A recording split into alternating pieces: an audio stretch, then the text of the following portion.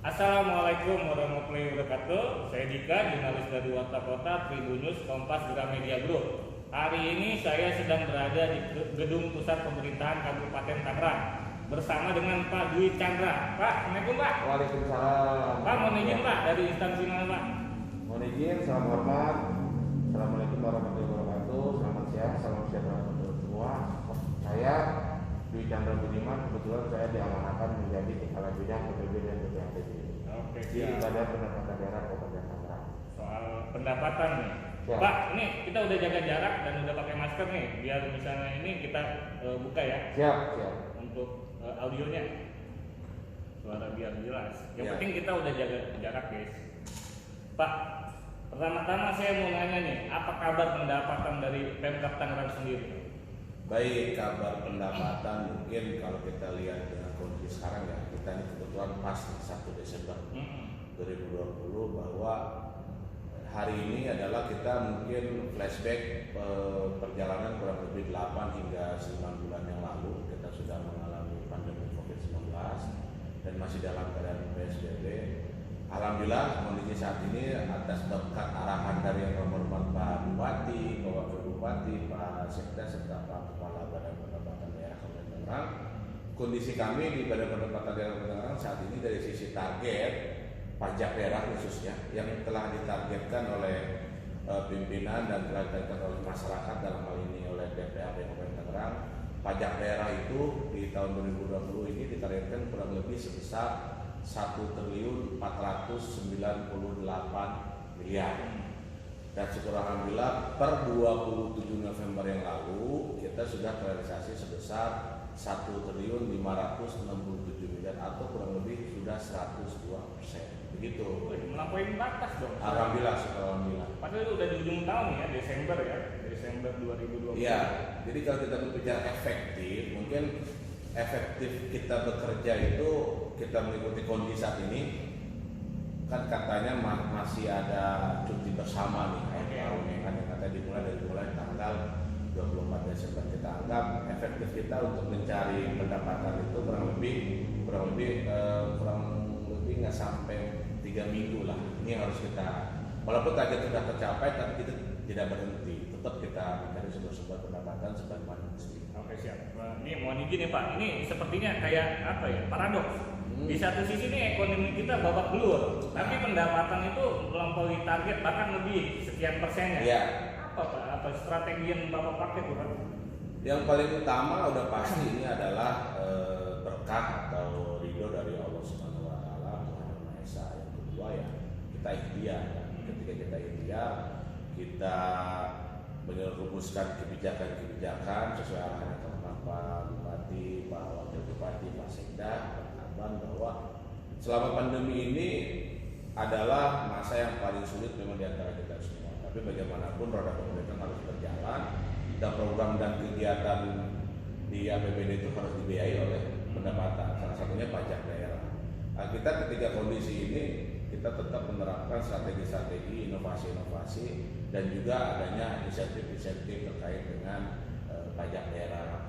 Kalau Dika masih ingat beberapa bulan yang lalu kita ada insentif berupa kebiar Agustus programnya, terus ada September Bangkit dan ada Oktober Gemilang, di mana insentif itu antara lain di bidang kami, di bidang PBB dan BPHTB kita ada penghapusan denda untuk seluruh masa pajak PBB, terus kita juga ada pembebasan PBB untuk buku golongan 1 ya kan. Selain itu juga wajib pajak PBB 2 untuk buku golongan 2 hingga 5 dapat mengajukan keringanan dengan maksimal 30%, nanti kita verifikasi sebagaimana mestinya. Juga ada penundaan jatuh tempo yang tadinya jatuh tempo itu bulan Agustus atau akhir Agustus, kita panjangkan jatuh temponya hingga tanggal 31 Oktober 2020. Dan yang terakhir adalah dari BPHTB kita berikan diskon dari kebiar Agustus, lalu September Bangkit dan Oktober Gemilang diskonnya ada yang 10 dan 5%. Jadi alhamdulillah ketika kita menerapkan sebuah kebijakan memang kita harus melihat bagaimana tingkat acceptability-nya ketika kebijakan itu diterima atau tidak oleh wajib pajak dan ability-nya. Jadi kita lihat menerapkan pajak itu, kita lihat juga kemampuan wajib pajak kita. Dan syukur alhamdulillah mungkin dua indikator itu terpenuhi, acceptability-nya terpenuhi dan ability-nya juga terpenuhi. Alhamdulillah sampai dengan saat ini ya penerimaan pajak daerah kita masih dalam keadaan normal, dan walaupun terjadi penurunan tapi dari sisi target kita sudah tercapai sebagaimana mestinya. Karena gini, mungkin ini juga informasi buat teman-teman semua, buat masyarakat mungkin yang melihat di channel ini, bahwa ketika kita terjadi pandemi itu di Indonesia terjadi kurang lebih di bulan Maret 2020, kita bulan April melakukan PSBB hingga saat ini. Saat itu kita melakukan rekonstruksi kembali terhadap struktur APBD kita, ya kan? Di APBD murni kita melakukan atau rekonstruksi atau familiarnya dengan istilah refocusing lah. Jadi kita merubah perencanaan, kita merubah proyeksi pendapatan yang tadinya kita pasang dengan nilai optimis dalam keadaan tidak ada pandemi. Ketika ada pandemi, kita merubah proyeksi itu semua. Kita untuk APBD murni itu kita ada perubahan proyeksi pendapatan, kita turunkan kurang lebih dari 40 hingga 50% untuk pendapatan daerah, khususnya pajak daerah. Dan ketika beberapa waktu lalu di anggaran perubahan atau ABT lah istilahnya, gitu ya, APBD 2020, proyeksi itu kita naikkan kembali dengan optimisme yang ada bahwa penurunan itu terjadi kurang lebih di angka 20 hingga 25%. Nah, ketika di murni pajaknya itu ditargetkan kurang lebih 1,1 triliun dan di anggaran perubahan ditargetkan 1,498 miliar rupiah, ya 1 triliun 498 miliar, itu ada peningkatan kurang lebih 400 miliar. Alhamdulillah itu masih tercapai. Berarti secara nggak langsung inovasi itu yang digulirkan itu efektif ya? Kalau kita berbicara secara komprehensif ini ya, dari sisi efektif dan efisien, mungkin kita bisa lihat ternyata target kita tercapai, dan hampir seluruh dari pajak daerah itu kan sebenarnya ada berapa lebih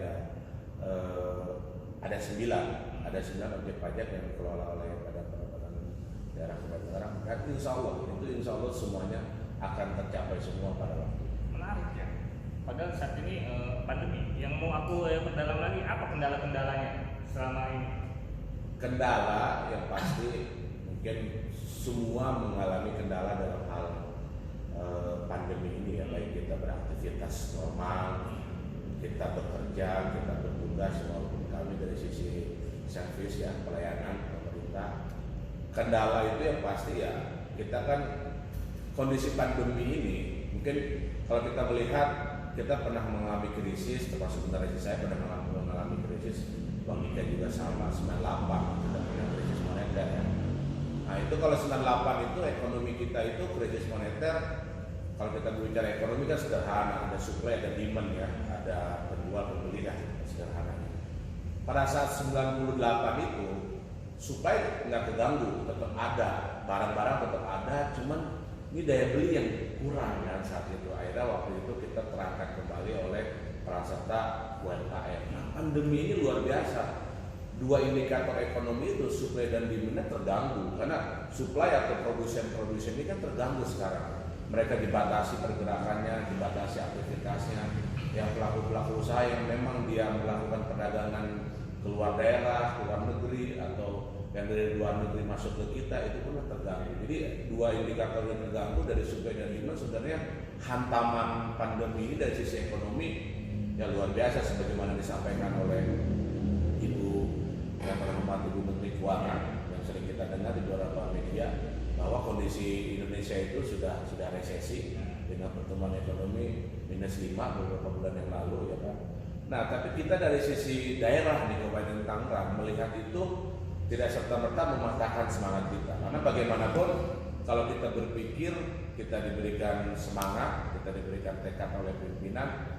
Pandemi ini bagi kita dianggap sebagai masa yang paling kreatif sebenarnya, karena banyak hal-hal yang kita lakukan walaupun tadi ada pembatasan, tapi kita tetap membuka pelayanan berbasis non tatap muka kan. Kita bisa online, kita bisa develop aplikasi-aplikasi yang bisa diakses oleh masyarakat, yang bisa diakses oleh wajib pajak, dan kita sudah memiliki channel-channel pembayaran yang memang itu sangat menyentuh dan mendekatkan diri kepada masyarakat seperti PBB. Selain masyarakat, Jangan lupa subscribe ya.